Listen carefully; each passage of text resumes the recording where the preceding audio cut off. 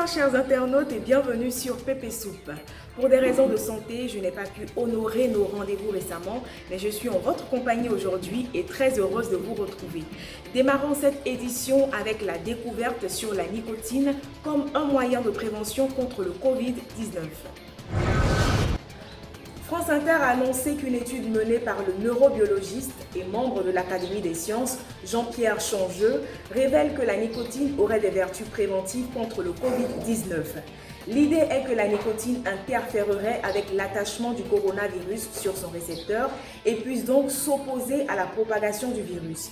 Tout est parti de la constatation du fait qu'il y ait peu de fumeurs parmi les malades. Par exemple, dans les prisons et les hôpitaux psychiatriques, où beaucoup sont consommateurs de cigarettes, très peu de personnes sont atteintes du coronavirus.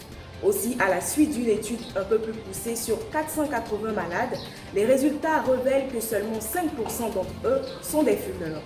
Toutefois, les scientifiques précisent qu'il n'est pas question que l'hypothèse de vertu préventive de la nicotine contre le Covid-19 conduise à une augmentation de la consommation de tabac.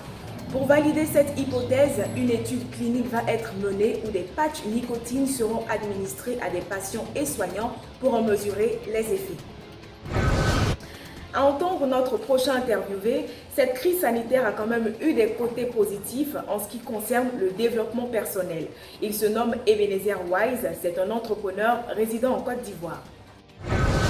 Le coronavirus a impacté positivement et négativement mon quotidien. Positivement dans le sens où cette période de confinement est une grosse opportunité pour moi d'apprendre de nouvelles choses, de prendre des cours en ligne, de pouvoir aussi être aussi en famille.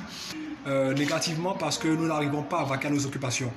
Ce qui n'est vraiment pas intéressant parce que du point de vue économique, c'est quand même pas mal d'argent perdu. Et respecter surtout les mesures prises par l'État pour s'assurer que la plupart, sinon la majeure partie de la population soit épargnée de cette maladie.